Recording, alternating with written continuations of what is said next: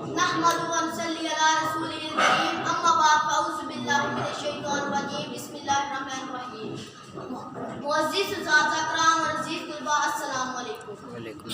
خودی کو کر بلند اتنا کہ ہر تقدیر سے پہلے، خودی کو کر بلند اتنا کہ ہر تقدیر سے پہلے خدا بندے سے خود پوچھے بتا تیری رضا کیا ہے۔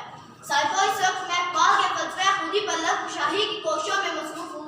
صاحبہ خودی کے باب میں اقبال کا تصور ان کی شاعری کا بنیادی عنصر ہے۔ اقبال کے فلسفہ خودی کے بغیر اقبال کی شاعری کا تصور بھی نہیں کر سکتے۔ یہ اقبال کا فلسفہ حیات ہے، فلسفہ حیات ہی اقبال کی شاعری کی بنیادی اینٹ ہے۔ صاحبہ اقبال نے خودی کا لفظ غرور کے معنی میں استعمال نہیں کیا، بلکہ اس کا مفہوم احساس نفس یا اپنی ذات کا تعین ہے۔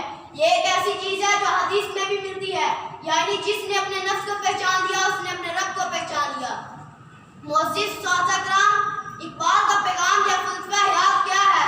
لفظ خودی ان کی فکر و نظر کے جملے مباحث کا محور ہے۔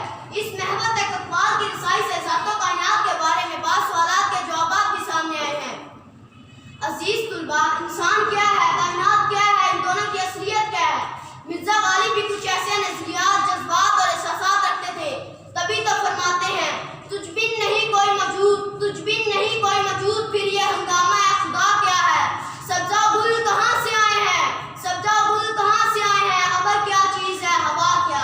معزز اساتذہ کرام، خودی کو اقبال کے فلسفہ حیات و کائنات میں مرکزی حیثیت حاصل ہے۔ اگر تصور خودی کو سمجھ لیا جائے تو اقبال کی شاعری کی سمجھ آ جاتی ہے، بصورت دیگر کچھ ہی سمجھ نہیں آتا۔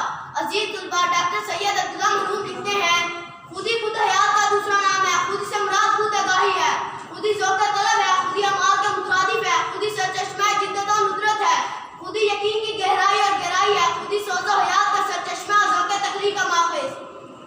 معزز اساتذہ کرام، خودی فارسی کا لفظ ہے جو لغوی اعتبار سے ذہن معنی رکھتا ہے، خود سری، خود پرستی، خود مختاری، خود غرضی،